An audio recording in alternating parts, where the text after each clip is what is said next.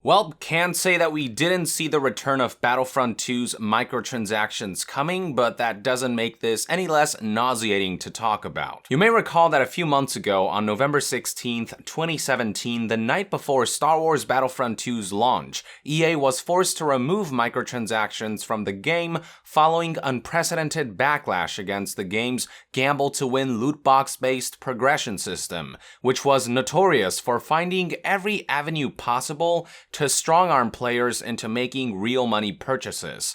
Now, such a drastic response on EA's part would have probably never happened if the ire was only felt among the gaming community, but once major media conglomerates and government officials began to get involved, that's when the infamous publisher was forced to retreat.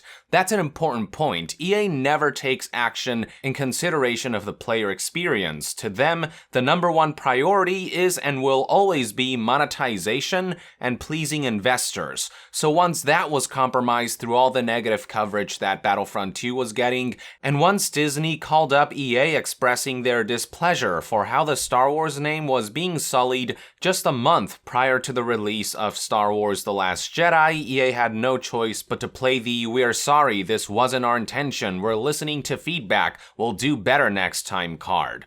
Though we all know by now that EA had very deliberate intentions with how they designed Battlefront 2 to revolve entirely around purchasable loot boxes.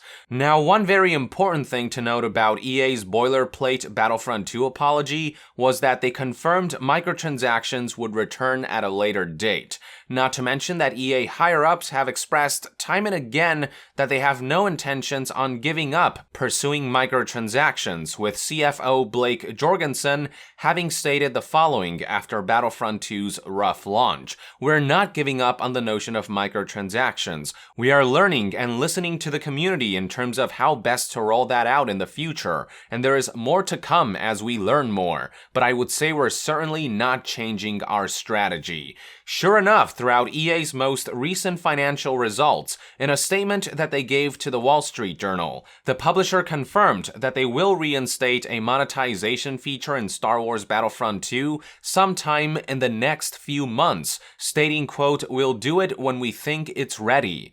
The Wall Street Journal also noted how EA blames the loot box controversy in large part for why Battlefront 2 didn't even sell the most conservative estimate of 8 million units for the holiday quarter, falling behind by 1 million units, with 7 million sold instead. For comparison, Battlefront 1 had moved 13 million copies during its launch quarter. Now, obviously 7 million units is still a lot, but keep in mind that for major game publishers, success isn't necessarily defined by raw numbers, but rather by sales expectations. In the current AAA climate, a game can go to sell millions upon millions and still be considered to have underwhelmed in sales performance. Hell, it's been like that for a while now. You may recall that back in 2013, Resident Evil 6, despite having sold almost 5 million copies following its October 2nd, 2012 launch, was reported to be a commercial failure for Capcom. Here's a statement that Capcom provided on the matter. The flagship title Resident Evil 6, despite recording brisk sales when it debuted, subsequently lost its momentum, resulting in the failure to achieve planned sales and fulfill its role as a driver of sales expansion. Similarly, Star Wars Battlefront 2, despite having driven 7 million copies, didn't end up meeting EA's lofty expectations and standards.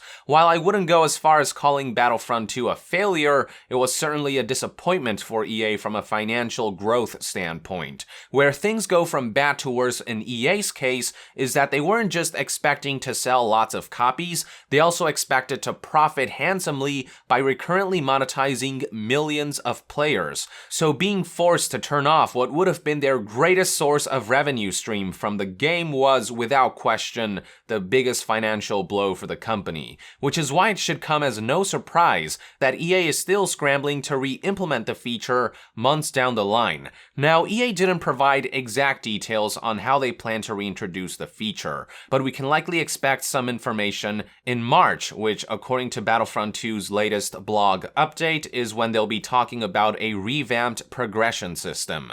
While one can certainly hope that this will end up being a marketed improvement improvement over the insidious system that they originally planned to implement. Even then, I'm not about to give EA the benefit of the doubt, nor do I expect to revisit a product that was planned to be built with predatory intentions in mind, especially after all that's happened. I personally have absolutely no faith that EA will ever learn or see past the color green, especially with EA CEO Andrew Wilson's most recent endorsement of games as live services. In the latest earnings report, here's what he said. Going forward, we believe that live services that include optional digital monetization, when done right, provide a very important element of choice that can extend and enhance the experience in our games. We are committed to continually working with our players to deliver the right experience in each of our games and live services.